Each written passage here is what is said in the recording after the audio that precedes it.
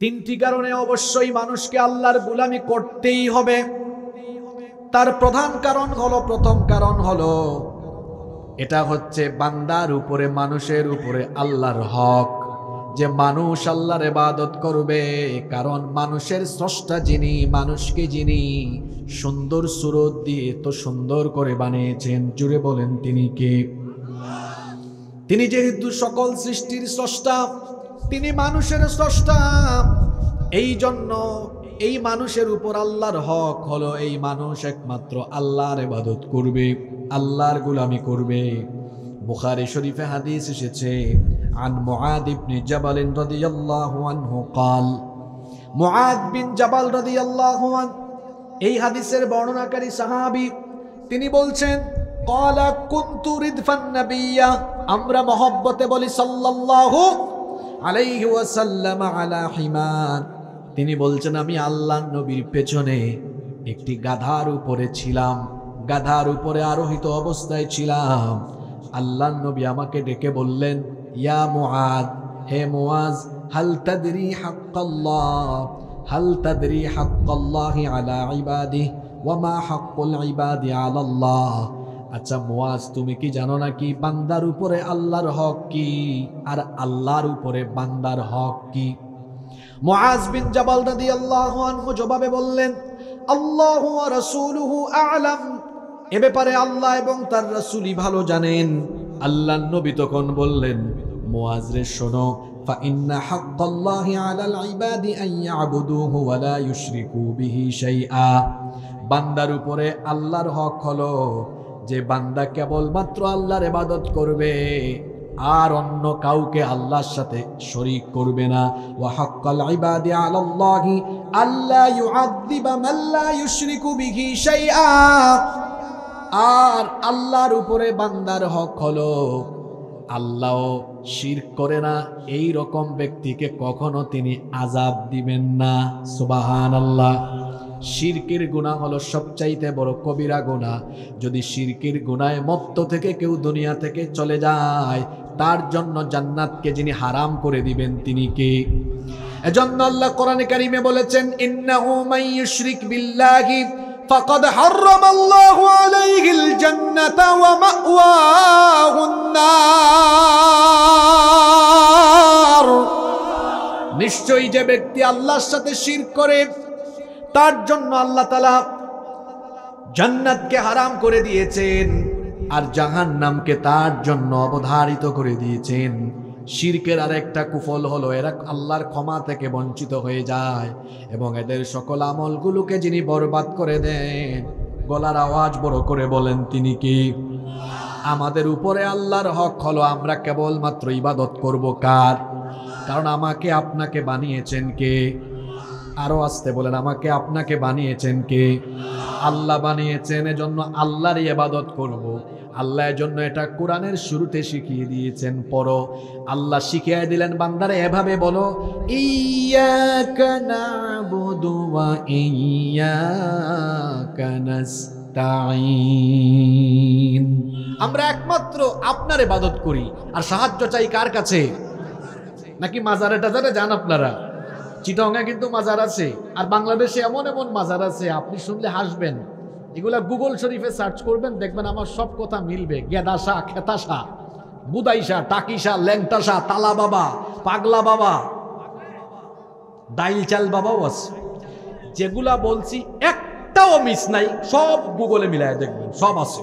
এমনকি গত 2 বছর আগে আমি ওই যে ফরিদপুরের পাশে রাজবাড়ি ওদিক দিয়ে যাচ্ছি, দেখি বিরাট বড় সাইনবোর্ড, সেখানে লেখা আছে জামাই পাগল বাবার দরবার শরীফ। আমি চিন্তা করলাম এত আশ্চর্যজনক নাম, একটু ছবি তুলি। এটা ছবি তুলে ফেসবুকে আমি আমার পেজে পোস্ট করে ক্যাপশন লিখেছি, আমি বাংলাদেশে এক জায়গায় জামাই পাগল বাবার দরবার পেয়েছি। জানি না বাংলাদেশে বউ পাগল কোনো দরবার টরবার আছে কিনা। 5 মিনিট যেতে না যেতেই ওই যে মুন্সিগঞ্জ জেলা আছে না, মুন্সিগঞ্জের গজারিয়া থেকে এক ভাই কমেন্ট করে ছবি সহ লিখেছে, কয় হুজুর আছে তো, আমার এলাকায় বউ মস্তানের মাজার আছে। কি আজীব দেশে বাস করি আমরা। এরকম হাবিজাবি মাজার আছে না নাই? অনেক মানুষ আছে মাজারে গিয়ে সাজদা দিয়ে মাজারে শুয়ে থাকা লোকটার কাছে চেয়ে তার ঈমানকে সে ধ্বংস করে দেয়। চাইতে হয় একমাত্র কার কাছে? আল্লাহ ছাড়া কারো কাছে চাওয়া যায়? ঈমান ঠিক করতে হবে। কেন আল্লাহর ইবাদত করতে হবে? এক নাম্বার পয়েন্ট বলেছি, এটা হলো মানুষের উপরে কার হক। হক মানে কি? অধিকার। হক মানে হলো নাম্বার 2। 2 নাম্বার, কেন মানুষ আল্লাহর গোলামি করবে? 2 নাম্বার কারণ হলো এটা হচ্ছে মানুষকে সৃষ্টির উদ্দেশ্য। মানুষকে সৃষ্টির উদ্দেশ্যই হলো মানুষ ইবাদত করবে কার? কোরআনে কারীমের 51 নাম্বার সূরা সূরাতুয যারিয়াতের 56 নাম্বার আয়াতে আল্লাহ এর জন্য বলেছেন, ওয়ামা খালাকাতুল জিন্না ওয়াল ইনসা ইল্লা লিয়াবুদুন। I didn't create the jinn kind and mankind except my worship. জিন আর মানব জাতিকে আমার গোলামি, আমার ইবাদত ছাড়া অন্য কিছুর জন্য সৃষ্টি করি নাই। মানুষকে যে উদ্দেশ্যে সৃষ্টি করা হয়েছে, উদ্দেশ্য আল্লাহ আয়াতে বলেছেন, মানুষ একমাত্র কেবলমাত্র ইবাদত করবে কার? মানুষ কেন আল্লাহর ইবাদত করবে? 3 নাম্বার কারণ হলো এটা হচ্ছে আমরুল্লাহ, এটা আল্লাহর অর্ডার, এটা আল্লাহর হুকুম, এটা আল্লাহর আদেশ। কোরআনে কারীমের 2 নাম্বার সূরা সূরাতুল বাকারা এর 21 নাম্বার আয়াতে আল্লাহ তাআলা বলছেন, ইয়া আইয়ুহান নাসু উবুদু রাব্বাকুমুল্লাযী খালাকাকুম ওয়াল্লাযীনা মিন ক্বাবলিকুম লাআল্লাকুম তাত্তাকুন। ইয়া আইয়ুহান নাস, হে মানুষ, হে মানব জাতি, উবুদু রাব্বাকুম, তোমরা তোমাদের রবের ইবাদত করো। উবুদু আমরের সিগা, আল্লাহ বলেছেন ইবাদত করো, এটা আদেশ। কার ইবাদত? রাব্বাকুম, তোমাদের রবের। এবার পুরুষ মানুষের মতো গলার আওয়াজটা বড় করে বলেন তো দেখি, আমাদের রব যিনি তিনি কে? আল্লাহ আদেশ করছেন তোমরা তোমাদের রবের ইবাদত করো। কেন আল্লাহর ইবাদত করতে হবে? কারণ এটা আল্লাহর হুকুম। কোরআনে কারীমের অসংখ্য জায়গায় আল্লাহ এভাবে আদেশ দিয়েছেন। আর আল্লাহর এই আদেশগুলো আমরা কেমনে পেলাম? যুগে যুগে আল্লাহ তাআলা তার এই বাণীগুলোকে মানুষের কাছে পৌঁছে দেওয়ার জন্য যুগে যুগে তিনি পয়গাম্বার পাঠিয়েছেন। বলেন তো দেখি, সকল নবী রাসূলরা তাদের গোলামির দাওয়াত দিয়েছেন না আল্লাহর গোলামির দাওয়াত দিয়েছেন? আমরা কি নবীর গোলাম না আল্লাহর গোলাম? আমরা আল্লাহর গোলাম আর নবীর উম্মত, আমরা নবীর অনুসারী। একজন নবীর দাওয়াতের সাথে আরেকজন নবীর দাওয়াতের কোনো মিল ছিল না, ভিন্নতা ছিল না। সকল নবী এবং রাসূলদের দাওয়াতি সম্ভাষণ একরকম ছিল, সকলেই তাওহীদের দাওয়াত দিয়েছেন। এজন্য কোরআনে কারীমের 18 নম্বর সূরা সূরাতুন নাহলের 36 নম্বর আয়াতে আল্লাহ তাআলা বলছেন, ওয়ালাকাদ বাআসনা ফি কুল্লি উম্মাতির রাসূলা আন ইবুদুল্লাহা ওয়াজতানিবুত তাগুত। আর অবশ্যই প্রত্যেক উম্মতের জন্য আমি রাসূল পাঠিয়েছি। সকলেই বলেছেন আন ইবুদুল্লাহ, ইবাদত করতে হবে, গোলামি করতে হবে কার? কোরআনুল কারীমের 21 নম্বর সূরা সূরাতুল আম্বিয়া এর 25 নম্বর আয়াতে আল্লাহ তাআলা আরো বলছেন, ওয়ামা আরসালনা মিন ক্বাবলিকা মির রাসূলিন ইল্লা নূহি ইলাইহি আন্নাহু লা ইলাহা ইল্লা আনা ফা'বুদুন।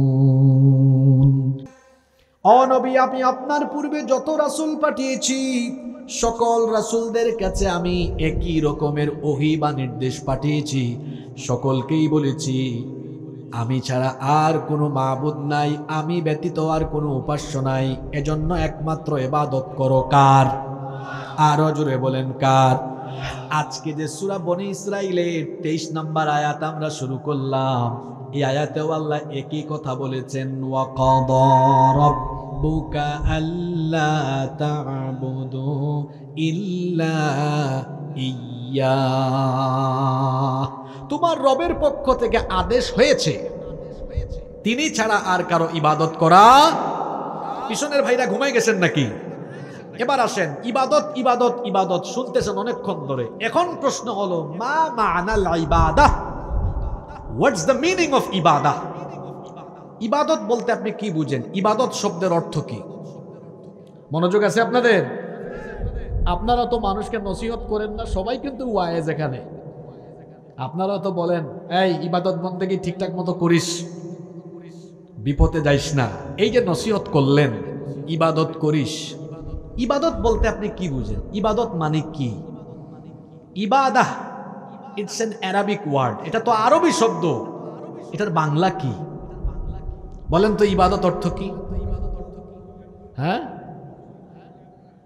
অনেকগুলো অর্থ আছে, কিন্তু অ্যাপ্রোপ্রিয়েট অর্থ এখনো হয় নাই। আমাদের দেশে বেশ কিছু শব্দের অপব্যাখ্যা হয়েছে। যেমন বলি, বলেন তো দিন শব্দের অর্থ কি? দিন শব্দের এদিক থেকে একজন বলেছে, দিনাজপুর যে শিক্ষা দীক্ষার নগরী, এটা প্রমাণ হয়েছে আলহামদুলিল্লাহ। অনেক জায়গায় বলে দিন অর্থ ধর্ম, এটা ভুল। এখানে আলেমরা বসে আছেন, কামুস, অভিধান, ডিকশনারি খুললে দেখবেন আমি উলামাদেরকে সাক্ষ্য রেখে বলছি, দিন শব্দের অর্থ ধর্ম নয়। তো দিন শব্দের অর্থ যদি ধর্ম হয়, দেখি এটার অর্থ করেন মালিকি ইয়াউমিদ্দিন, এখানে দিন আসছে না? তো এটা অর্থ কি? দিন শব্দের অর্থ বিচার দিবস। এখন দিন অর্থ একটা না, কোরআনে দিন শব্দের প্রায় 20-এর অধিক অর্থ আছে। 20-এর অধিক, অনেক অর্থ আছে। এটি ব্যাপক অর্থবোধক শব্দ, কিন্তু দিন শব্দের মৌলিক অর্থ হলো জীবন ব্যবস্থা। দিন মানে ধর্ম নয়। গাজউল ফিকরি, বুদ্ধিবৃত্তিক যুদ্ধ চলছে পৃথিবীতে, এটা হলো তলোয়ারের চাইতে আরো ভয়াবহ যুদ্ধ। কি বুঝে ঠিক বলছেন আমি জানি না। বুদ্ধিবৃত্তিক যুদ্ধ হলো সেটা যে তলোয়ার দিয়ে যুদ্ধ না করে বুদ্ধি দিয়ে, জ্ঞান দিয়ে, শিক্ষা ব্যবস্থা ধ্বংস করে দিয়ে, অপসংস্কৃতি একটা জাতির ঘাড়ে চাপিয়ে দিয়ে গোটা জাতিকে সর্বনাশ করে ফেলা। এটা বাংলাদেশে চলছে, এটা বাংলাদেশে চলছে। যেমন কেমনে চলছে, আমার দেশেরই এক ক্লাসের পাঠ্য বইয়ে লেখা আছে, বাংলাদেশে 4 ধর্মের মানুষ বাস করে। বাংলাদেশের প্রধান 4টি ধর্ম হলো, বাংলাদেশে প্রধান 4টি ধর্ম রয়েছে, হিন্দু, ইসলাম, বৌদ্ধ, খ্রিস্টান। যারা বাংলা শিক্ষিত মানুষ, আপনারা বলেন হুজুর এখানে অসুবিধাটা কি হয়েছে? ঠিকই তো আছে, এই বুদ্ধিবৃত্তিক যুদ্ধটা আপনি বুঝেন নাই। এখন এই কথাটা এইভাবে বলা উচিত হয় নাই, বলা উচিত ছিল বাংলাদেশে 4 ধর্মের মানুষ বাস করে, কিন্তু এখানে সংখ্যানুপাতের দিক থেকে প্রধান ধর্ম হলো ইসলাম, অতঃপর হিন্দু, অতঃপর খ্রিস্টান, অতঃপর বৌদ্ধ। না বলে কথাটা বলছে কিরকম দেখছেন? শুধু তাই না, আগে হিন্দু যে বলছে তা না, আবার আরেক কথা বলছে, প্রধান 4টি ধর্ম, ওগুলো কি প্রধান? জোরে বলেন, ওগুলো কি প্রধান?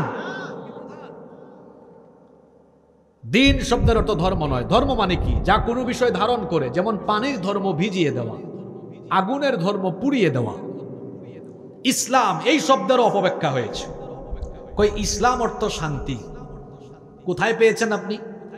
ইসলাম শব্দের মাদ্দা সিলমুন মানে শান্তি, কিন্তু ইসলাম শব্দের অর্থ শান্তি নয়। তাহলে ইসলাম শব্দের অর্থ কি? এটা কোরআন শরীফেই ব্যাখ্যা আছে। আল্লাহ জাতির পিতা, জাতির পিতা কে? এটাও কইতে পারলেন না।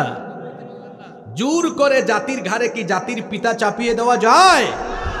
মিল্লাতা আবিকুম ইব্রাহিম, ইব্রাহিম আলাইহিস সালামকে আল্লাহ কি বলেছেন কোরআনে? ইদ ক্বালা লাহু রাব্বুহু আসলিম ক্বালা আসলামতু লিরাব্বিল আলামিন। ইব্রাহিম আলাইহিস সালামকে আল্লাহ বলেছেন, ইব্রাহিম তুমি আসলিম, আত্মসমর্পণ করো। তিনি সাথে সাথে বলেছেন আসলামতু লিরাব্বিল আলামিন, জগৎ সমূহের প্রতিপালকের কাছে আমি আত্মসমর্পণ করলাম। সুবহানাল্লাহ। ইসলাম মানে হলো সারেন্ডার করা, আত্মসমর্পণ করা। আত্মসমর্পণ করতে হয় কার কাছে?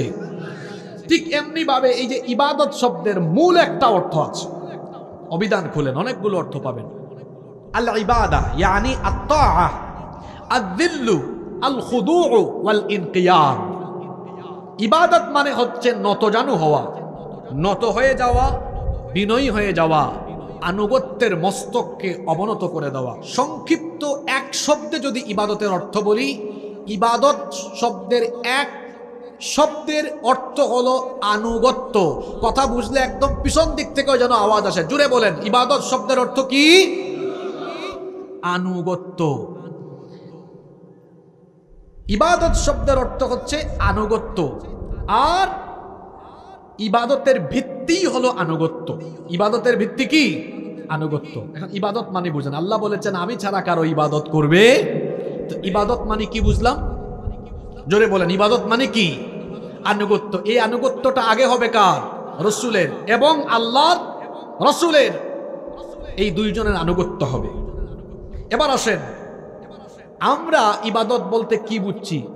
আমরা ইবাদত বলতে মনে করি 5 ওয়াক্তের নামাজ একটা ইবাদত, রমজান মাসের রোজা ইবাদত, সামর্থ্য থাকলে যাকাত দেওয়া ইবাদত, সামর্থ্য থাকলে হজ করা ইবাদত, সামর্থ্য থাকলে মাহফিলে 50,000 টাকা কিছু দান দেওয়া, কিছু দান সদকা করা ইবাদত। ঠিক আছে, আপনাদের বুঝ, এগুলো সবই ইবাদত, কিন্তু শুধুমাত্র এগুলার নামে ইবাদত নয়।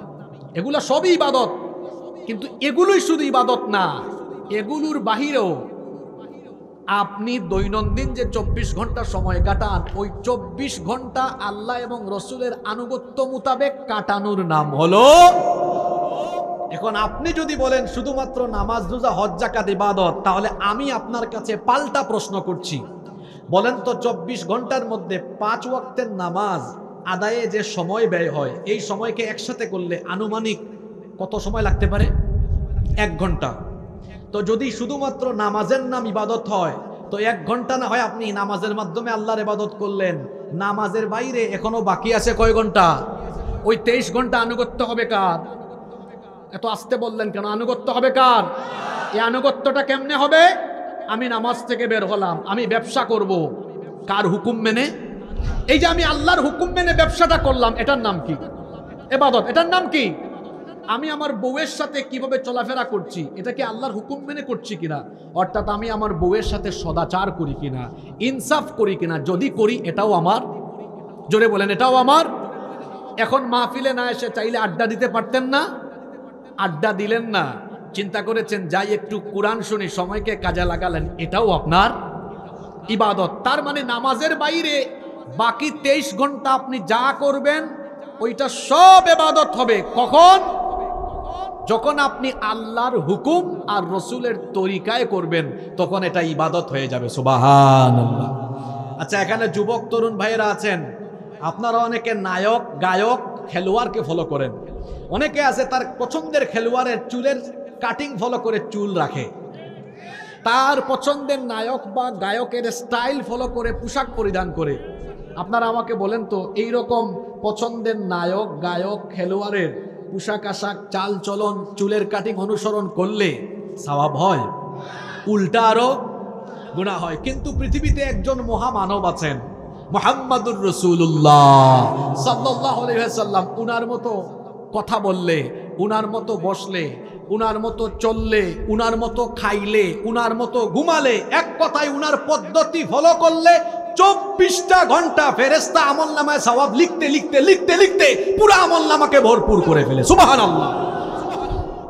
তাহলে শুধুমাত্র 24 ঘন্টার 1 ঘন্টা নামাজে 5 ওয়াক্ত আদায় করলেই ইবাদত হয় না।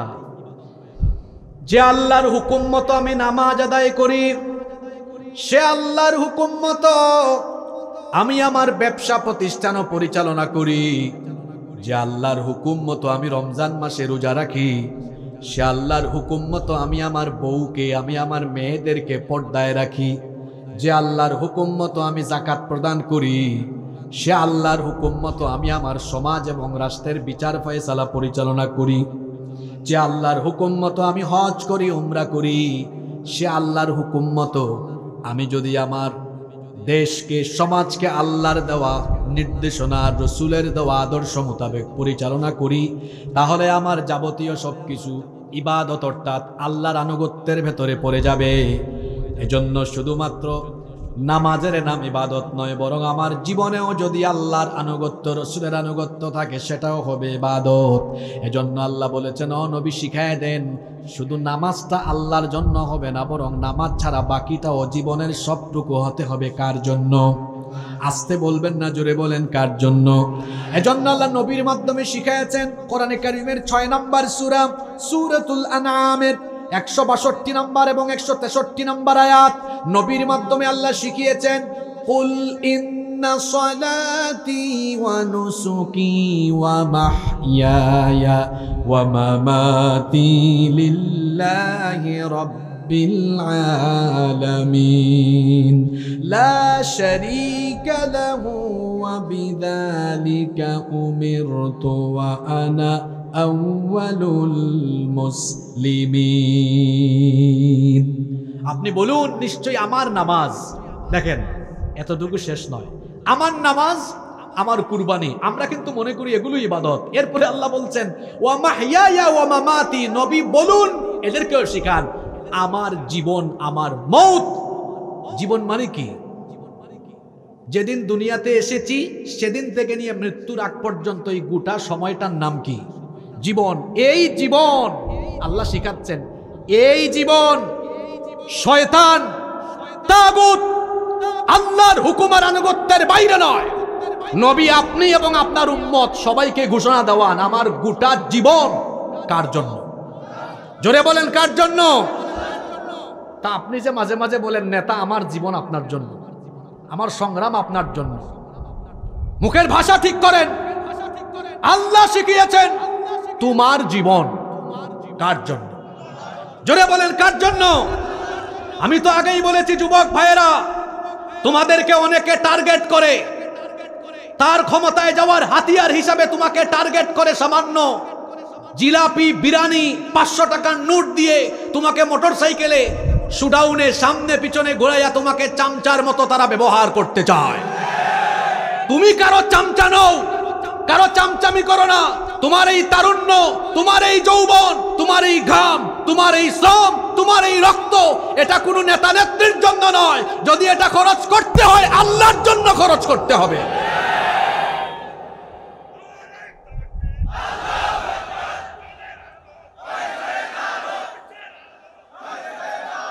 আমার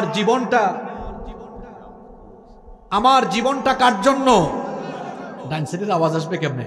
মাইক থেকেই তো আওয়াজ বেরোয় না আজকে। একটু সাউন্ডে আজকে ব্যাপক অসুবিধা হচ্ছে, আমারও কথা বলতে কষ্ট হচ্ছে।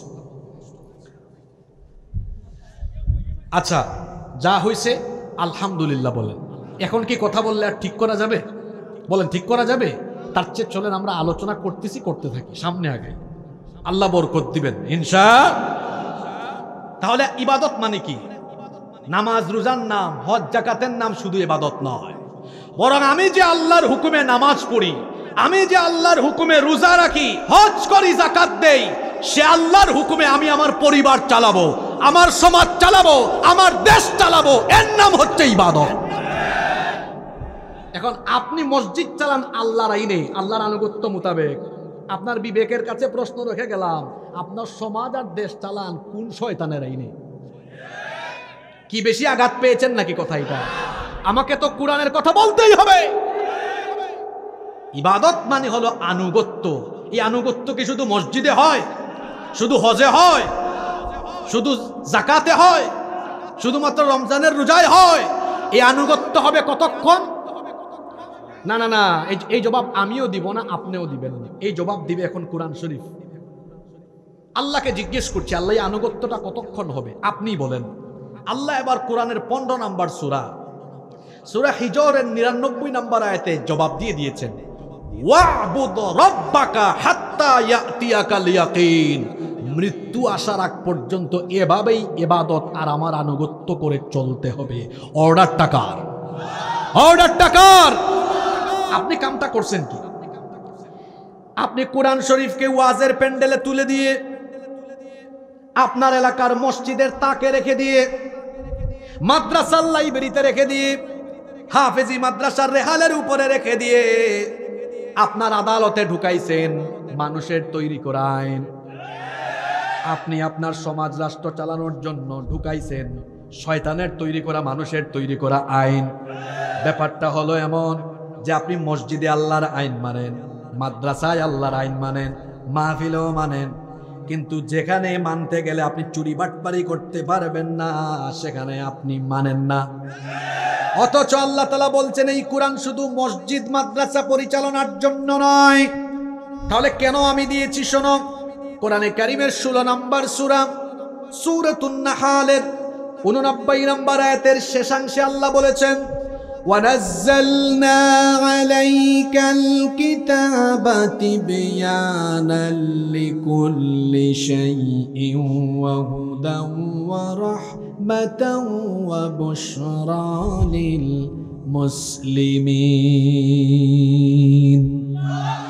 আর আমি আপনার কাছে এই কিতাব নাজিল করেছি তিবয়ানাল লিকুল্লি শাই, সকল জিনিসের সুস্পষ্ট বর্ণনা দিয়েছি।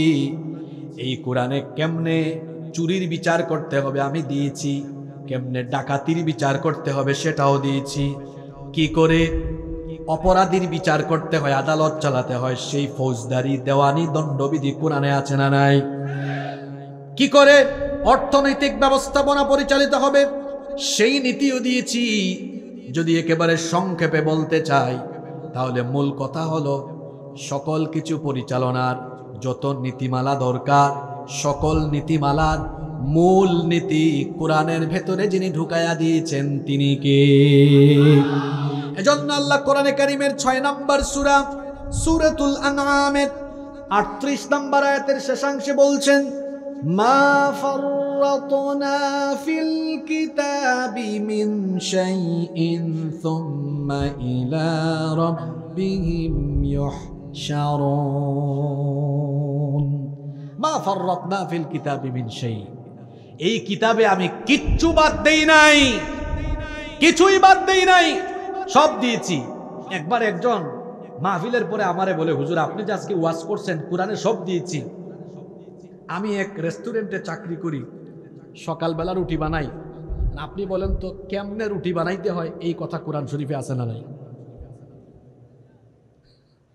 কেমনে রুটি বানাইতে হয় আছে না নাই?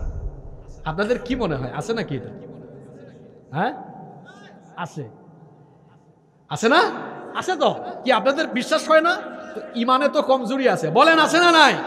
আছে, আছে, বলেন আছে না নাই? কোথায় আছে? আমি তারে বললাম, ভাই কোরআন এটার জবাব আছে, জবাবটা শোনান তো। আমি বললাম, ফাসআলু আহলা যিকরি ইন কুনতুম লা তা'লামুন, তুমি যদি কোনো জিনিস না জানো, যারা জানে তাকে জিজ্ঞেস করো। কথা বুঝেন নাই? তার মানে তুমি রুটি বানাইতে না জানলে, যে রুটি বানাইতে জানে, কোরআন বলতেছে তার কাছে গিয়ে যে প্রশ্ন করে জেনে বুঝে শিখে নাও। এই উত্তরও কোরআনে আছে না নাই? সবই আছে কোরআনে। কোরআনের ফর্মুলা গ্রহণ করলে আমাদের লাভ না লস? জোরে বলে লাভ না লস? আমাদের দেশ স্বাধীন হয়েছে কত বছর হয়েছে? 54 বছর। আমরা আজকে কোনো রাজনৈতিক কথা বলবো না, আমরা আজকে আমজনতার পার্টি, আমরা এখানে সবাই আজকে আমরা আমাদের নিজেদের লাভের কথা বলবো। রাজি আছেন আপনারা? আসেন আমরা আমাদের লাভ খুঁজে নেই। শুরুতেই আমাদের মা বোনদের কথা বলি। দেখেন 54 বছর দেশ স্বাধীন হওয়ার বয়স হয়েছে, এর মধ্যে 32 বছর দেশ শাসন করেছেন নারীরা। তার মানে আমার মা বোনরা আগায় আছেন। আর আপনারা কত বছর? 22। কত বছর? আপনারা পিছিয়ে আছেন না? তাও আপনারা একজন মিলে না, কয়েকজন মিল্লা 22 বছর, আর উনারা মাত্র কয়জন? 2 জনে 32 বছর। আমি 2 জনের কথাই বলতেছি। দেখেন তারা এট এ টাইম এমনভাবে থেকেছেন যে সরকার দলীয় যিনি নেতা তিনি নারী, বিরোধী দলীয় নেতাও নারী, স্পিকারও নারী, শিক্ষামন্ত্রী নারী, স্বরাষ্ট্রমন্ত্রীও নারী। শুনেন আমি যে কথা বলতে চাচ্ছি বড় এটা শুনেন। তাইলে 54 বছরের মধ্যে 32 বছর নারীরা ক্ষমতা পরিচালনা করেছে, বড় বড় পদে থেকেছে। এবার আপনারা আমারে জবাব দেন তো, বাংলাদেশে কি ধর্ষণ বন্ধ হয়ে গিয়েছে? কলেজ বিশ্ববিদ্যালয়ে নারীদেরকে ইফটিজিং করা, শ্লীলতাহানি করা বাংলাদেশে একদম বন্ধ হয়ে গিয়েছে? আশ্চর্য কথা। 54 মধ্যে 32 বছর আপনারা মহিলারা দেশ চালাইলেন, আপনারা ধর্ষণও বন্ধ করতে পারলেন না, নারীর অধিকারও প্রতিষ্ঠা করতে পারলেন না। নারী এখনো বেজ্জত হয়, এখনো অপমানিত হয়। 32 বছর আপনারাই থাকলেন, মানুষের আইন দিয়া সমাজ দেশ চালাইলেন, নারীর ক্ষমতায়নের কথাও বললেন, কিন্তু কেউই নারী অধিকার প্রতিষ্ঠা করতে পারলো। বরং আমরা দেখেছি এই 54 বছরে মানুষের আইন চলতে চলতে আর নারীরা থাকতে থাকতে পরিস্থিতি এমন হয়েছে। আপনাদেরকে মনে করাই দেই, গত কয়েক মাস আগে মাগুরায় আমার এক ছোট্ট বোন, তার নাম আসিয়া, আসিয়ার কথা মনে আছে আপনাদের? আমার এই ছোট্ট বোনটিকে নির্মমভাবে নরপিশাচের দল ধর্ষণ করেছিল। হাসপাতালে আমার এই ছোট্ট বোনটা কয়েকদিন থেকেছে। এরপরে সে বড় কষ্ট পেতে পেতে দুনিয়া থেকে গিয়েছে। দেখি দেশের খবর আপনারা কি রাখেন বলেন তো, ওই ধর্ষকটা জীবিত এখনো আছে না নাই? এবার আমি যে কথা বলতে চাই সেটা বলছি। আমাদের দেশের আদালতে চলছে আল্লাহর আইন না মানুষের আইন? এবার কথা শুনেন, এ কোন আইন? যে আইন থাকার ফলে আমার ধর্ষিতা বোন কবরে চলে যায় আর ধর্ষক 7-8 মাস ধরে এখনো বেঁচে থাকে, এই আইনের মুখে আমি লাথি মারি। এ কেমন আইন যে আইন থাকার ফলে আমার ধর্ষিতা বোন কবরে চলে যায় আর ধর্ষকরা সেঞ্চুরি করার পরে ফুলের মালা নিয়ে রাস্তায় হাঁটে? এই আইনের মুখে আমি ঝাড়ু নিক্ষেপ করি।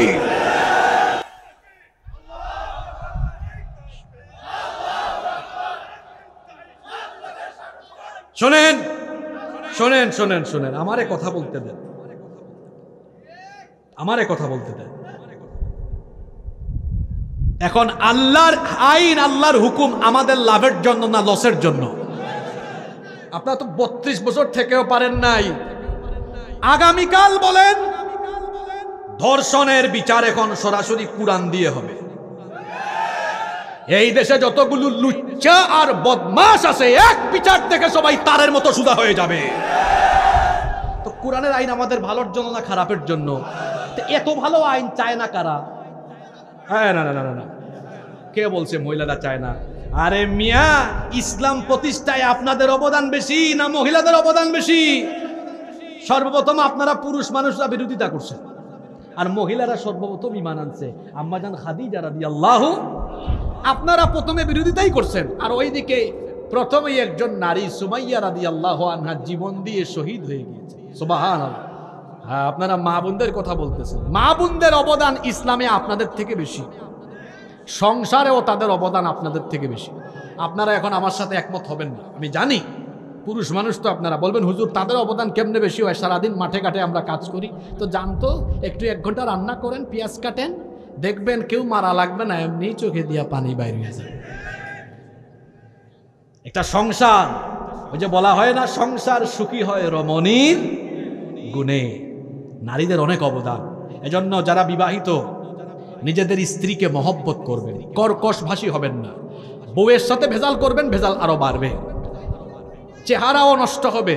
তুমি বিয়ে করো না তো কি হয়েছে, চুপচাপ থাকো, অপেক্ষা করো, তোমার সময় আসলে এমনি বিয়ে করতে পারবা। তোমার আরো বড় দায়িত্ব, তোমার দায়িত্ব কঠিন। তোমাকে এখন শয়তান খুঁচাবে বেশি, ফেসবুকে ওইটারে ফ্রেন্ড রিকোয়েস্ট পাঠাও। তোমার দায়িত্ব বড় কঠিন। শয়তান চাইবে তোমারে হারাম রিলেশন করাতে, আর তুমি প্রতিনিয়ত শয়তানের সাথে জিহাদ করার জন্য প্রস্তুত থাকা লাগবে। যারা অবিবাহিত আছে এরা তো মিসকিন। মিসকিন কেন বললাম? এদের তো বউ নাই, তো এদের দায়িত্ব কম না বেশি? ভাই, নারীর ফান্দে পড়ো না, মানে ফিতনায় পড়ো না, জীবনকে ধ্বংস করে ফেলবা। চরিত্র ঠিক রাখো, চরিত্র ঠিক রাখো। আল্লাহ তাআলার কাছে দোয়া করো, আল্লাহ অবশ্যই নেককার জীবন সঙ্গী দিবেন। আল্লাহ যেন দেন, বলেন আমিন। যারা বিবাহিত হেরাও কইছে আমিন। তারা কি আরো চায় নাকি? চায় না? মহিলা প্যান্ডেলে আজকে যদি ভাবি আপনার খবর শুনে আজকে বাড়ির যান না, তারপর ধরবে চাই, চাওয়া আপনারে বুঝাবে। আচ্ছা, আমরা যেখানে ছিলাম সেখানে চলে যাই। তাহলে দেখেন তো আল্লাহর আইন আমাদের জন্য ভালো না খারাপ? এখানে দল মত বাদ দিয়া কথা বলেন। কোরআনের মাহফিল কি রাজনীতির মাহফিল নাকি?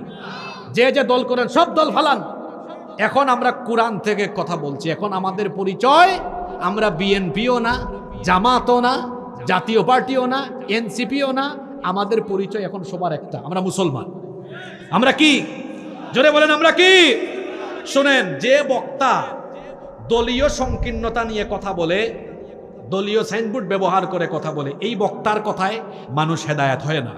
আবার দলীয় দৃষ্টিভঙ্গির আলোকে কথা শুনে সেও হেদায়েত হবে না, কারণ ওর দৃষ্টিভঙ্গি এক জায়গায় সীমাবদ্ধ। আপনি যে কোনো দল করতে পারেন, নিষেধ করছি না, কিন্তু যখন কোরআন বলবেন বা শুনবেন তখন নিরপেক্ষ মগজে শুনবেন। হেদায়েত দিবেন কে?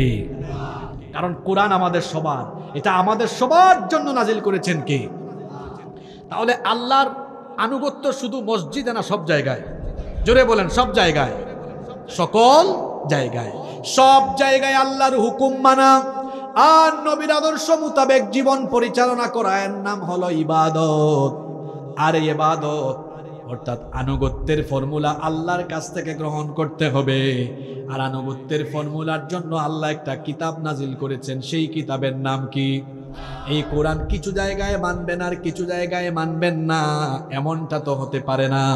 এজন্য আল্লাহ কোরআনে কারীমের 2 নম্বর সূরা সূরাতুল বাকারা এর 85 নম্বর আয়াতে বলছেন, আফাতুমিনুনা বিবাদিল কিতাবি ওয়া তাকফুরুনা বিবাদ। তোমাদের ঈমানের অবস্থা কি এমন নাকি যে তোমরা কোরআনের কিছু অংশ মানো, যেমন আকিমুস সালাহ, এটা মানো, আবার কোরআনে আল্লাহ বলেছেন আকিমুস সালাতের পাশাপাশি আল্লাহ বলেছেন আকিমুদ্দিন, দিন প্রতিষ্ঠা করো। এটা বললেই বলো না এই জায়গাটা মানতে পারবো না, আমার সমস্যা আছে। আল্লাহ বলেছেন তো কিছু জিনিস মানো আর কিছু জিনিস মানো না। তোমার ইমানের হালত যদি এমন হয়, বান্দারে শোনো পরিণতিটা তোমার জন্য কেমন হতে পারে।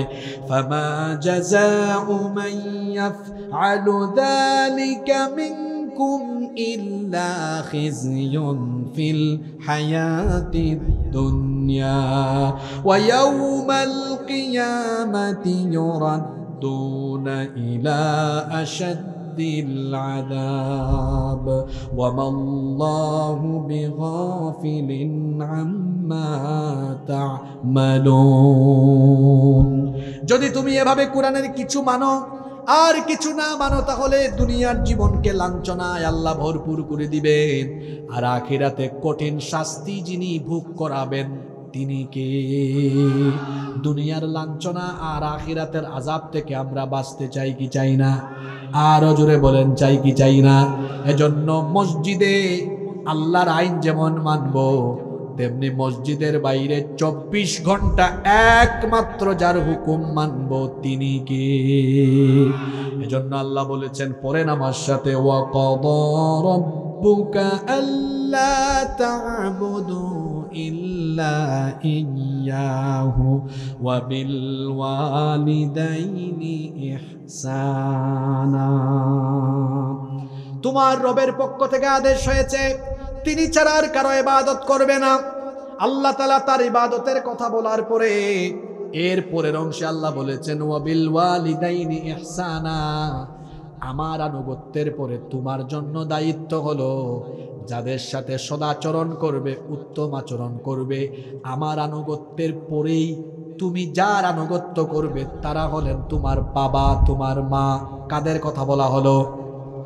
আরো জোরে বলেন, কাদের কথা? মনোযোগ আছে? এই 20-22 মিনিট মনোযোগী থাকা যাবে তো? অনেক সেন্সিটিভ কথা হবে, জীবনকে সফল করার কথা বলা হবে। আজকের কথাগুলো যে যুবক তরুণ ছেলেরা শুনবে, আমি বলে গেলাম এদের জীবন পাল্টে যাবে। আর এই কথাগুলো যারা নিতে পারবে না, তোমার জীবন শেষ। পৃথিবীতে যারা বড় হয়েছেন প্রত্যেকেই তার মা বাবার, আব্বা আম্মার দোয়া নিয়ে বড় হয়েছে। বাবা মার দোয়া ব্যতীত কেউ বড় হতে পারে? এই পৃথিবীতে আমাদের অস্তিত্বের জন্য আল্লাহর পরেই যাদের কাছে আমরা চিরঋণী তারা হলেন আমাদের বাবা এবং মা। আল্লাহ বলেছেন, আমার আনুগত্যের পরে, আমার ইবাদতের পরে তুমি তোমার পিতা মাতার খেদমত করো। কেন সন্তানের জন্য আব্বা আম্মার খেদমত এত গুরুত্বপূর্ণ? কেন সন্তানের জন্য পিতামাতার সাথে উত্তম আচরণ করা এত গুরুত্বপূর্ণ? তার কারণ হলো তিরমিজি শরীফের হাদিস। আল্লাহর নবী বলেছেন, মনোযোগ দিয়ে শুনেন, আল্লাহর নবী বলেছেন, রিদার রব্বি ফি রিদাল ওয়ালিদাইন ওয়া সাখাতুল্লাহি ফি সাখাতিল ওয়ালিদাইন। তোমার আব্বা আম্মার সন্তুষ্টিতে আমার আল্লাহ সন্তুষ্ট, তোমার আব্বা আম্মার অসন্তুষ্টিতে আমার আল্লাহ অসন্তুষ্ট। এর মানে হলো কেউ যদি তার মা বাবাকে অসন্তুষ্ট রাখে তার উপরে অসন্তুষ্ট থাকবেন কে? আর কেউ যদি তার মা বাবাকে স্যাটিসফাইড রাখে তার উপরে স্যাটিসফাইড হয়ে যাবেন কে? খুব সেনসিটিভ কথাবার্তা, কিন্তু আপনার বাপকে আপনার মাকে যদি আপনি আঘাত করেন, তাদেরকে যদি কষ্ট দেন, আল্লাহ আপনাকে মাফ করবেন না, আল্লাহ আপনাকে জাহান্নাম থেকে মুক্তি দিবেন না। কারণ আল্লাহর নবী বলেছেন তোমার পিতামাতা এমন গুরুত্বপূর্ণ তোমার জন্য, হুমা জান্নাতুকা আও হুমা নারুকা, তোমার বাপ মা তোমার জন্য জান্নাত, আবার তোমার বাপ মা তোমার জন্য জাহান্নাম হয়ে যাবে। তার মানে হলো পিতা মাতাকে যদি সন্তুষ্ট করো তাহলে আমি আল্লাহ সন্তুষ্ট হয়ে তোমাকে জান্নাত দিয়ে দিব, আর যদি তোমার পিতা মাতাকে নারাজ করে ফেলো জাহান্নাম ছাড়া তোমার কোনো উপায় থাকবে না রে বান্দা। আল্লাহর নবীকে একবার জিজ্ঞেস করা হলো, এই হাদিসটি তিরমিজি শরীফের মধ্যে এসেছে, আল্লাহর নবীকে প্রশ্ন করা হলো আইয়ুল আমালি আফদালু ইলাল্লাহ, আল্লাহর কাছে সবচাইতে উত্তম সবচাইতে পছন্দের আমল কোনটা? আল্লাহর নবী বললেন আস-সালাতু লিমাওয়াকিতিহা, আল্লাহর কাছে সবচাইতে পছন্দের আমল হলো সময় মতো সালাত আদায় করা, সময় মতো নামাজ আদায় করা, এটি হচ্ছে আল্লাহর কাছে সবচাইতে পছন্দের কাজ। এরপরে নবীজিকে জিজ্ঞেস করা হলো সুম্মা আই, এরপরে আল্লাহর কাছে সবচেয়ে পছন্দের কাজ কোনটা? আল্লাহর নবী বললেন সুম্মা বিররুল ওয়ালিদাইন, সময় মতো নামাজ আদায় করার পরেই আল্লাহর কাছে সবচাইতে পছন্দের কাজ হলো পিতা মাতার খেদমত করা। আরেক হাদিসে এসেছে আল্লাহর নবী বলেছেন আলা উনাব্বিউকুম বিআকবারিল কাবাইর, আমি কি তোমাদেরকে ভয়াবহ কবিরা গুনাহ সম্পর্কে সতর্ক করে দিব না? আমার উম্মতরা শোনো, আমি কি তোমাদেরকে ভয়াবহ কবিরা গুনাহ সম্পর্কে সতর্ক করব না? থালাথান, তিনটা কবিরা গুনাহ সম্পর্কে সাবধান করছি। একটা হলো আল ইশরাকু বিল্লাহ, আল্লাহর সাথে শিরক করা, ওয়া উকুকুল ওয়ালিদাইন, পিতামাতার অবাধ্য হওয়া, ওয়া শাহাদাতুজ জুর, মিথ্যা সাক্ষ্য দেওয়া। এই তিনটা কবিরা গুনাহ একসাথে উল্লেখ করেছেন নবীজি, বলেছেন এর মধ্যে একটা অন্যতম গুনাহ হলো পিতামাতার অবাধ্য হওয়া। তার মানে পিতামাতার অবাধ্য হওয়া, পিতামাতার সাথে বেয়াদবি করা, এটা সগীরা গুনাহ না কবিরা গুনাহ? আস্তে বলবেন না, জুড়ে বলেন, সগীরা না কবিরা গুনাহ? কি করে আপনি আপনার আব্বার সাথে বেয়াদবি করেন? আপনার আব্বা বুড়া মানুষ, চিকিৎসা করান না, তার খেদমত করেন না, দেখাশোনা করেন না, উল্টা অপেক্ষা করতেছেন কখন এই বুড়া বাপটা মারা যায়। এই স্কুল কলেজের ছেলেরা শোনো, যারা এখনো বাপের হোটেলে খাও, তোমার বাপের সাথে প্রায় সময় রাগ করো, বাপ এদিকে যাইতে বললে ওইদিকে যাও। এক সপ্তাহ, আগামী এক সপ্তাহ তোমার বাপ থেকে পয়সা না নিয়ে একটু চলো, বুঝবা দুনিয়া কত কঠিন। বাবাকে চিনো না এখনো, তোমার বাপকে চিনো না, তোমার তো মনেও নাই সেই জন্মের পর থেকে তোমাকে বাবা মাথার ঘাম পায়ে ফেলে। আমরা যারা বিয়ে করে বাবা হয়েছে এটা আমরা বুঝি, সন্তানের জন্য কত মায়া না? হ্যাঁ, তো আপনার জন্য তো আপনার বাপের এরকম মায়া ছিল। ওই যে মশিউর রহমান ভাই একটা গান গেয়েছে, জন্য কত সুন্দর। বাবা শুধু বাবা নয়, এক সৈনিক, খেটে যায় আজীবন সে তো দৈনিক, সংগ্রামী সে যে সংগ্রামী, খুব দামি সে যে খুব দামি। বাবা শুধু বাবা নয়, এক সৈনিক, খেটে যায় আজীবন সে তো দৈনিক, সংগ্রামী সে তো সংগ্রামী, খুব দামি সে যে খুব দামি। বাবা বাবা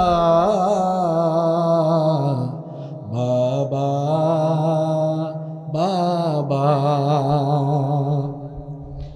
থেমে যায় সব সব তবু সে তো থামে না, ঘেমে যায় দেহ তার সে তো ঘামে না। বাবা তুমি আমার দু চোখে দেখা, পৃথিবী সেরা মানো। বাবা শুধু বাবা নয়, এক সৈনিক, খেটে যায় আজীবন সে তো দৈনিক। সংগ্রামী সে যে সংগ্রামী, খুব দামি সে যে খুব দামি। বাবাকে আপনি চিনলেন না, এই বাবা আপনার ছোট্ট কাল থেকে আপনাকে বটবৃক্ষের মতো ছায়া দিয়ে কত কষ্ট, ত্যাগ, তিতিক্ষা, কত স্যাক্রিফাইস করে আপনাকে লালন পালন করেছে। বুড়া বাবা, বয়স্ক মানুষ বিছানায় পড়ে আছে, বয়স্ক বৃদ্ধ হয়েছে, সেই বাবার আপনি খোঁজ নেন না। অসুস্থ মানুষ চিকিৎসা করান না, সেই বাবা কত কষ্ট করেছে আপনার জন্য মনে নাই আপনার? ছোটবেলা রাতের বেলা ঘুম থেকে উঠেছেন, বাবা আপনাকে কুলে নিয়ে ঘুম পাড়িয়েছে। অসুস্থ হয়েছেন, সেই বাবা কাঁধে নিয়ে কুলে নিয়ে ঘুম পাড়িয়েছে। রোগ কমে না, আপনাকে নিয়ে নিয়ে হসপিটালে দৌড়িয়েছে। তার কাছে টাকা ছিল না, পাশের বাড়ি আরেকজনের কাছে গিয়ে ধার করেছে, হাতে পায়ে ধরে টাকা এনে আপনাকে নিয়ে হসপিটালে গিয়েছে, চিকিৎসা করাছে। সেই বাপ অসুস্থ, আপনি আজকে বাপের দিকে তাকানো না। দিনাজপুর শহরে বসবাস করেন, রংপুরে থাকেন, ঢাকা শহরে বাস করেন, একদিন একটু বাবার, প্রতিদিন বাবার সাথে ফোনে একটু কন্টাক্ট করতে পারেন না, যোগাযোগ করতে পারেন না। এই বাবা, আর অন্যদিকে মা, মায়ের কথা কি বলবো, বাপের চাইতে তো মা আরো বেশি কষ্ট করেছেন।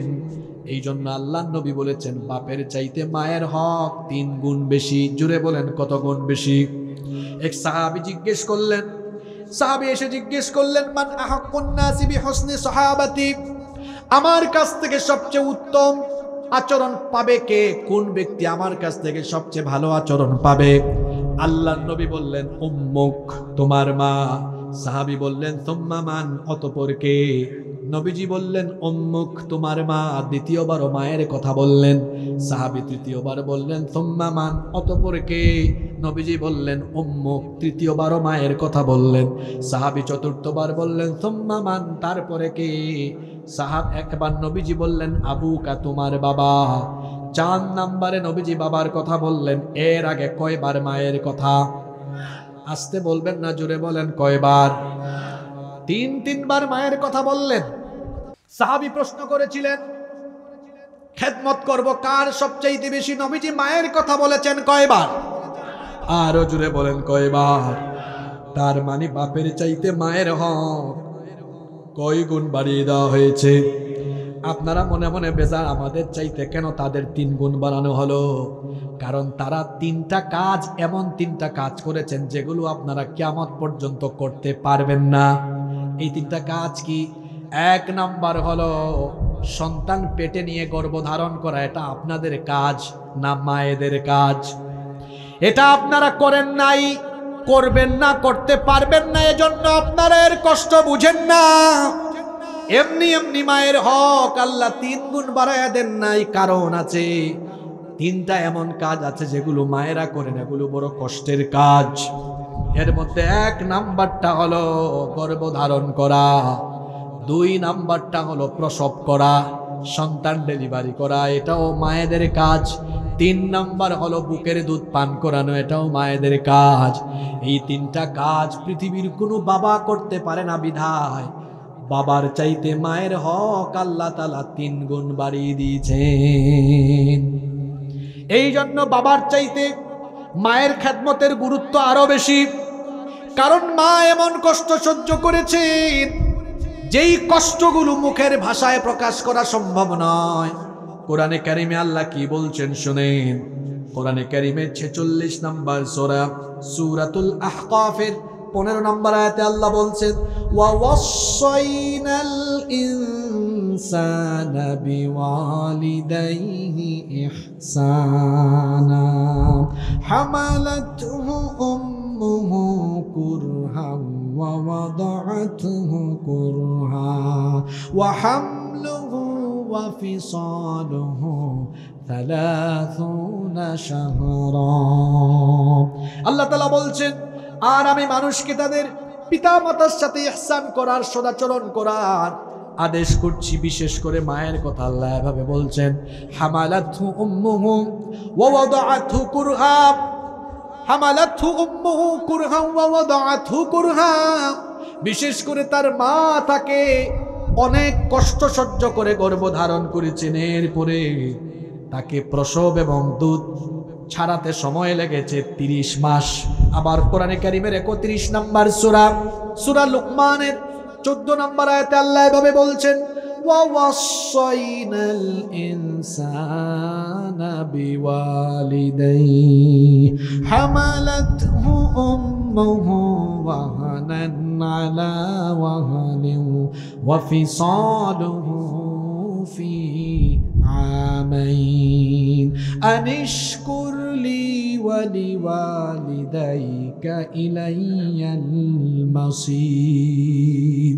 আল্লাহ তাআলা বলছেন, আমি মানুষকে তাদের পিতামাতার সাথে ইহসান করার জন্য উপদেশ দিচ্ছি। বিশেষ করে মায়ের কথা আল্লাহ বললেন, তোমার মা তোমাকে কষ্টের পর কষ্ট সহ্য করে গর্ভধারণ করেছেন। আহারে, যারা বিয়ে করেছেন বিবাহিত ভাইদের দৃষ্টি আকর্ষণ করছি, বিবাহিত ভাইরা আমার দিকে তাকান। এটা অবিবাহিতরা বুঝবে না, আপনারা ভালো বুঝবেন। বিয়ের পরেও কেমনে আপনি আপনার মায়ের সাথে এত খারাপ আচরণ করেন? আপনার গর্ভবতী স্ত্রী যখন রাতে আপনার পাশে ঘুমায়, আপনার বউ ঘুমায় না, শুধু কান্না করে, আপনি বলেন, বিবি প্রিয়তমা স্ত্রী আমার, প্রিয়তমা তুমি ঘুমাও না কেন, আর এত নড়াচড়া করো কেন, মাঝে মাঝে চোখের পানিও ছাড়ে। বউ তখন বলে, কেমনে ঘুমাবো বলেন, পেটের ভিতরে তো আপনার সন্তান, নড়াচড়া করে করে আমারে ঘুমাতে দেয় না, মাঝে মাঝে এমন লাথি মারে মনে হয় যেন কলিজাটা একেবারে ছিঁড়ে যাচ্ছে। আপনার বউ এমন কথা বলে, এই কথাগুলো শুনে কি আপনার বিবেকে এটা আসে না? আরে, যখন আমি আমার মায়ের পেটে ছিলাম, আমিও তো আমার মাকে এভাবে রাতের বেলা ঘুমাতে দেই নাই, আমার মাকে আমি এভাবে কষ্ট দিয়েছি। 1 রাত আর 2 রাত নয়, 9 মাস 10 মাস পর্যন্ত আমরা আমাদের মায়ের পেটে ছিলাম। আর আমাদের জনম দুঃখিনী মা আমাদেরকে গর্ভধারণ করতে গিয়ে এত কষ্ট, এত যন্ত্রণা সহ্য করেছে। সামনে তো শীতকাল এসে যাচ্ছে, শীতকালে আমরা কম্বল লেপ গায়ে দিয়ে খুব আরাম করে ঘুমাই, কিন্তু গর্ভবতী নারী ঘুমাতে পারে না। উনার পেটের ভিতরে যখন সন্তান গভীর রাতে নড়াচড়া আরম্ভ করে, এমন বেদনা আরম্ভ হয়, ঘুম থেকে উঠে নীরবে নীরবে কাঁদতে কাঁদতে চোখের পানি দিয়ে বালিশটা ভিজায় ফেলে। রাত এভাবে কাঁদতে কাঁদতে চলে যায়। দিনের বেলা আবার সংসারের সকল কাজ করে, ঘরের সবাইকে খাওয়ায়, নিজে খাইতে পারে না, খাইতে গেলে বমি বমি ভাব হয়। এরপরেও যখন প্লেটটা নিয়ে বসলো, সঙ্গে সঙ্গে সন্তান নড়াচড়া আরম্ভ করার কারণে বমি বমি ভাব তৈরি হয়ে গেল, খেতে পারল না।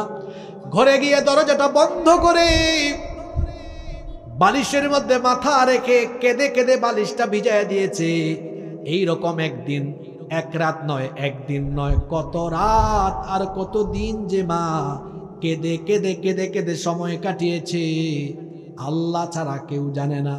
সেই মায়ের সাথে কেমনে আপনি বেয়াদবি করেন, সেই মাকে কিভাবে আপনি আঘাত করেন, কেমনে মাকে কটু বাক্য বলেন, ধমক দেন, ঝিরকি দেন, চোখ রাঙিয়ে কথা বলেন। আহারে, সেই মা আপনাকে এইভাবে 9 মাস 10 মাস পর্যন্ত পেটে ধারণ করলো। এরপরে যেই দিন আপনার ডেলিভারির সময় আসলো, প্রসব বেদনা আরম্ভ হওয়ার কয়েক সপ্তাহ আগে থেকে মা টেনশনে পড়ে যান, চিন্তায় পড়ে যান। কত নারী সন্তান জন্ম দিতে গিয়ে দুনিয়া থেকে চলে যায়, মায়ের দুশ্চিন্তা আরম্ভ হয়। বারবার স্বামীর কাছে এসে হাত ধরে বলে, যদি কোনো বেয়াদবি হয়, তোমার হক নষ্ট হয়, মাফ করে দিও। সন্তান জন্ম দিতে গিয়ে আমি যদি মারাও যাই, সন্তানটাকে দেখে শুনে রাখিও। আর কেঁদে কেঁদে রাতের বেলা আল্লাহর কাছে ফরিয়াদ জানাই। ডেলিভারির বেদনা, প্রসব বেদনা যখন আরম্ভ হয়, তখন ওই মা আপনার জন্য এত দয়া মায়া দেখিয়েছে, বারবার বলেছে, আল্লাহ 9টা মাস 10টা মাস আমি কষ্ট করে যে সন্তানকে আমি আমার পেটে ধারণ করেছি, এই সন্তান এখন দুনিয়াতে আসার সময় হয়েছে। এই সন্তানটাকে জন্ম দিতে গিয়ে যদি তোমার এই বান্দির মরণ হয়, তুমি আমাকে তোমার কাছে উঠায় নিও, তারপরেও আমার সন্তানটাকে দুনিয়ার আলো বাতাস দেখাইও। এই মা যখন এবার ডেলিভারির রুমে চলে গেলেন, যখন তার প্রসব বেদনা আরম্ভ হয়ে গেল, এটা আপনারা কেমনে বুঝবেন বলেন? আপনারা তো পুরুষ মানুষ, আপনারাও বুঝবেন না, আমিও বুঝবো না।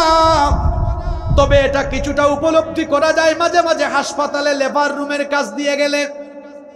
লেবার রুম যেখানে মহিলাদের ডেলিভারি হয়, সেই রুমের আশপাশ দিয়ে গেলে এত জোরে চিৎকার চেঁচামেচি শোনা যায়। চিকিৎসা বিজ্ঞানীরা বলেছেন একজন মানুষ সর্বোচ্চ 20 থেকে 25 ইউনিট পর্যন্ত ব্যথা সহ্য করার ক্ষমতা তার আছে। কিন্তু আমার মা, আপনার মা, আমাদের প্রত্যেকের মা আমাদেরকে জন্ম দিতে গিয়ে 20 আর 25 নয়, 50 থেকে 55 ইউনিটের মারাত্মক বেদনা সহ্য করছে। এত কষ্ট, এই যন্ত্রণা, এই কষ্ট কেমন এটা আমরা বুঝবো না। কেবলমাত্র গর্ভধারিণী মা আর আল্লাহ ছাড়া এটা কেউ বুঝবে না। এভাবে করে এত কষ্ট করে মা জন্ম দিলেন। জন্ম দেওয়ার পরেও আমার মায়ের কষ্টের শেষ হলো না। 2 বছর 2.5 বছর পর্যন্ত এই মা বুকের দুধ পান করিয়েছে, কখনো কোনোদিন রাগ করে নাই। এত ত্যাগ মা ছাড়া কে আর স্বীকার করতে পারে বলেন? এখন তো প্যাম্পাস বের হয়েছে, ডায়াপার বের হয়েছে, মহিলারা বাচ্চাদেরকে প্যাম্পাস পরায়, ডায়াপার পরায়। কিন্তু আমাদের আমলে তো এগুলা ছিল না। কাঁথা যে কতবার পাল্টাইতে হইতো। কোনোদিন মা রাগ করে নাই। রাতের বেলা মা বাচ্চাকে নিয়ে ঘুমিয়েছে, ডান পাশে বাচ্চা ছিল, পেশাব করে সেই ডান পাশ ভিজিয়ে দিয়েছে। মা দেখতেছে বাচ্চাটা ঘুমাইতে পারে না, এবার কাঁথা চেঞ্জ করে দিয়ে বাচ্চাকে বাম পাশে আনে। কিছুক্ষণ পরেই বাচ্চাটা বাম পাশেও পেশাব করে ভিজায় দেয়। এখন বাচ্চাটার পেশাবের উপরে ঘুমাইতে কষ্ট হবে। ডান পাশেও পেশাব করেছে, বাম পাশেও পেশাব করে ফেলেছে। বাচ্চাটাকে রাখবে কোথায়? মা তখন তার নিজের উষ্ণ জায়গাটা বাচ্চার জন্য ছেড়ে দেয়, নিজে পেশাবের জায়গায় গিয়ে ঘুমায়। কিছুক্ষণ পরে যখন ওই উষ্ণ জায়গাটাও পেশাব করে দিয়ে বাচ্চা ভিজায় দেয়, মা এবার দেখে রাত পুহাতে এখনো আরো 1-1.5 ঘন্টা 2 ঘন্টা বাকি আছে। বাচ্চাটা কোথায় ঘুমাবে? বাচ্চাটার যেন কষ্ট না হয় এই জন্য বাচ্চাটাকে মা তার বুকের উপরে আরাম করে ঘুম পাড়ায় দিয়েছে। এইভাবে করে কষ্টের পর কষ্ট। এই কথা আল্লাহ কুরআনে এজন্য বলেন নাই, এমনি এমনি আল্লাহ বলেন নাই ওয়াহনান আলা ওয়াহানিন। আল্লাহ বলেছেন হামালাতহু উম্মুহু ওয়াহনান আলা ওয়াহানিন। তোমার মা তোমাকে কষ্টের পর কষ্ট সহ্য করে গর্ভধারণ করেছেন। এই কষ্টের তো কোনো শেষ নাই রে ভাই। কেমনে আমি বুঝাইতাম বলেন? আমি আমার কথা বলি। এই যে আমি আপনাদের এলাকায় মাহফিলে আসলাম, আয়োজক কমিটিও ঘুমাবে। বাংলাদেশে 100টা মাহফিল হলে 98টা আয়োজক কমিটি এমন। এর আগে আমরা আসার আগ পর্যন্ত 100 বার কল দেয়, যাওয়ার সময় একবার কল দিয়ে দেখে না হুজুরটা বাড়ি গেছে না মরছে। 100 জনের মধ্যে 2 জন হয়তো খোঁজ খবর নেয়। আপনারাও খবর নেন না, আমাদের আশেপাশের অনেকে খবর নেয় না। কিন্তু একজন মানুষ আছে ঘুমায় না, বারবার ফোন দিয়ে খবর নেয়। তিনি হলেন মা। তিনি হলেন মা। বারবার শুধু ফোনে কল ঢুকে, বাবারে কোথায় আছো, রাস্তায় অসুবিধা হচ্ছে নাকি, টেনশন হয়, আমার তো ঘুম লাগে না। আপনারা বাড়ির বাইরে যান, ঢাকায় গেলেন, দিনাজপুর থেকে ঢাকায় গেলেন, ফিরতে যদি রাত হয় দেখবেন বাড়িতে কেউ আপনার জন্য অপেক্ষায় থাকবে না, সব ঘুমাইয়া শেষ। কিন্তু রাত 2টা বাজুক 3টা বাজুক বাড়িতে যখন আসবেন, এসে দেখবেন একজন মানুষ এখনো ঘুমায় নাই, না ঘুমায়া দরজার মধ্যে দাঁড়ায়া দাঁড়ায়া আপনার জন্য অপেক্ষা করে।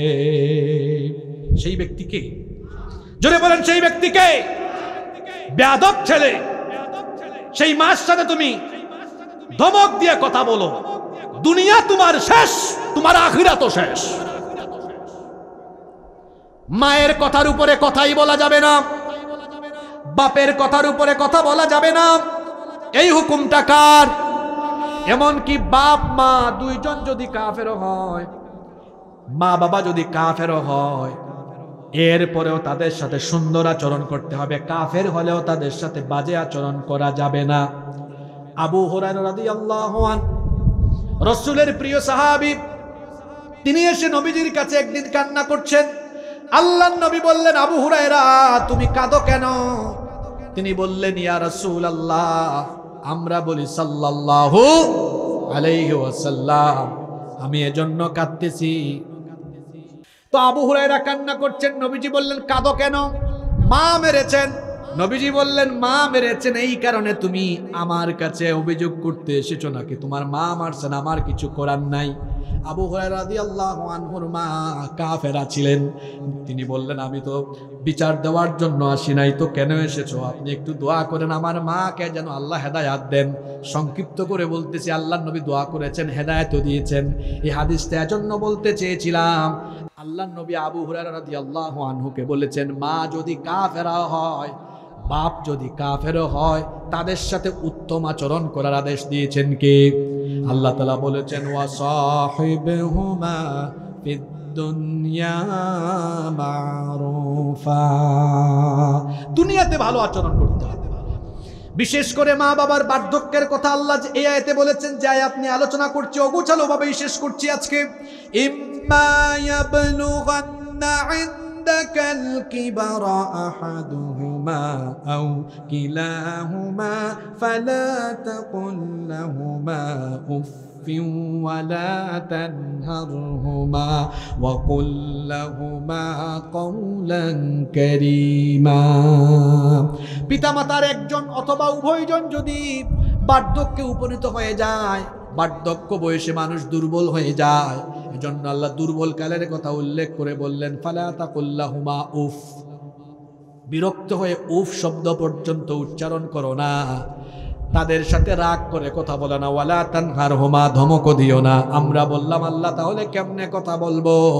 আল্লাহ শিখিয়ে দিলেন, ওয়া কুল্লাহুমা কওলান কারীমা, সম্মানজনক ভাষায় তোমার বাবা মার সাথে তুমি কথা বলো, আর তাদের জন্য দোয়া করো। দোয়াটাও আল্লাহ শিখিয়ে দিলেন, ওয়াখফিদ লাহুমা জানাহাল যুল্লি মিনার রাহমাতি ওয়া কুর রাব্বিরহামহুমা কামা রাব্বায়ানি সগীরা। দয়া পরবেশ হয়ে তাদের জন্য রহমতের ডানা বিছিয়ে দাও, আর দোয়া করো, হে আল্লাহ, আমার বাবা মা আমাকে যেভাবে ছোট্টকালে আদর স্নেহ মমতা ভালোবাসা দিয়ে লালন পালন করেছে, এই বার্ধক্য বয়সে কিংবা দুনিয়া থেকে যাওয়ার পরেও আমার মা বাবাকে তুমি এইভাবে করে তোমার রহমতের কুলে লালন পালন করো। বলেন আমিন। এই দুইটা আয়াতের সংক্ষিপ্ত তাফসীর থেকে আমরা কি কি বার্তা পেলাম, আজকে শিক্ষা কি কি পেলাম, আসেন আমরা 2 মিনিটে বের করি। এক, প্রথম শিক্ষা আমরা পেয়েছি, আজকে ইবাদতের অর্থ জেনেছি। ইবাদত মানে হলো কি? আনুগত্য। 2 নম্বর বার্তা পেয়েছি, শুধু নামাজ রোজা হজ জাকাত আনুষ্ঠানিক ইবাদতের নাম ইবাদত নয়, বরং 24টা ঘন্টা আল্লাহর হুকুম মেনে প্রত্যেকটা সেক্টর আল্লাহর বিধান মতো পরিচালনার নাম হলো ইবাদত। 3 নম্বর শিক্ষা আজকের আলোচনা থেকে পেয়েছি, এই কোরআন শুধু মসজিদে মানলে হবে না, মসজিদের বাইরে সব জায়গায় হুকুম চলবে কার? 4 নম্বর শিক্ষা আমরা পেয়েছি, আল্লাহর আনুগত্যের পরে যাদের খেদমতের হুকুম আল্লাহ দিয়েছেন, এবং আল্লাহ তাআলা তার ইবাদত যে আয়াতে ফরজ করেছেন, ওই আয়াতে মা বাবার আনুগত্যকে ফরজ করে দিয়েছেন। সুবহানাল্লাহ, এটা কত বড় কথা। 5 নম্বর শিক্ষা হলো, পিতামাতা এমন সেনসিটিভ, মা বাবাকে কষ্ট দিলে নামাজ রোজা হজ জাকাত মাহফিলে 1 লাখ টাকার সদকাও শেষ, নষ্ট, বিনা হিসাবে জাহান্নাম, বিনা হিসাবে। এজন্য বাবা মাকে কষ্ট দেওয়া যাবে না। আমি আপনাদেরকে অনুরোধ করব, যদি কেউ আব্বা আম্মাকে মনে কষ্ট দিয়ে থাকেন, মাফ চাইবেন। আমি আমার একটা ব্যক্তিগত আমল যুবক ভাইদেরকে উদ্বুদ্ধ করার জন্য বলে যাই, আমি যখনই বাড়িতে যাই, আমার বাবা বেঁচে নেই, যখনই বাড়িতে যাই, যতবার মায়ের সামনে যাই, ততবার মাকে বলি, মা, যদি কোনো কারণে আমার উপরে অসন্তুষ্ট থাকেন দয়া করে মাফ করে দেন। আমার মা প্রায় সময় বলেন, তুমি এতবার মাফ চাও কেন? তখন আমি বলি, আম্মা, আমি চাই না কোনো একটা কারণে আমার উপর অসন্তুষ্টি নিয়ে আপনি দুনিয়া থেকে যান, কারণ এটা আমার আল্লাহর হুকুম। আপনি অসন্তুষ্ট হলে আমার সব আমল বাতিল হয়ে যাবে। বাবা মা যাদের আছেন, ভাই একটু রাতের বেলা রুমে গিয়া বলেন, বাবা আপনার মাথাটা টিপে দিই, পাটা টিপে দিই, ঘুম পাড়াই। ছোটবেলায় আপনারে ঘুম পাড়াইছে কে? আপনার বাবা মা। আপনি আপনার বাবা মাকে ঘুম পাড়ান। কয়জন ভাই এখানে আছেন আমি জানি না, যে রাতে বাসায় থাকলে মা বাবাকে ঘুম পাড়ায় তারপরে ঘুমান? কয়জন এখানে আছেন সর্বশেষ কোন দিন আপনার আব্বা আম্মাকে একসাথে নিয়ে বসে খাবার খেয়েছেন, মাছের বড় টুকরাটা, গোশতের ভালো টুকরাটা আব্বার প্লেটে আম্মার প্লেটে দিয়ে বলেছেন আব্বা আপনি এটা খান? সর্বশেষ কবে করেছেন মনে করে দেখেন। সর্বশেষ কবে আপনি বাজার থেকে ফল এনে লুকাইয়া আম্মার রুমে গিয়ে বলেছেন আপনার একটু মুখে তুলে খাওয়ায় দেই? আপনি তো ছোটবেলা আমারে কত মুখে তুলে খাওয়াইছেন। মা বাপ বলবে দরকার নাই দরকার নাই, কিন্তু খাওয়ায় দেন। মা বাপ খাবে আর মনে মনে বিড়বিড়িয়ে বলবে, আল্লাহ আমি আমার ছেলেটার উপর খুশি হয়েছি, তুমিও তার উপর খুশি হয়ে যাও। সুবহানাল্লাহ। দুনিয়া আখিরাত আপনার সফল হয়ে যাবে। অনুরোধ করে যাচ্ছি, আব্বা আম্মাকে কষ্ট দিবেন না, আব্বা আম্মাকে আঘাত দিবেন না। আব্বা আম্মাকে যারা আঘাত দিবে, কষ্ট দিবে, দুনিয়াও বরবাদ হয়ে যাবে, আখিরাতও বরবাদ হয়ে যাবে। আল্লাহ আমাদেরকে এই কথাগুলোর উপরে আমল করার তৌফিক দান করেন।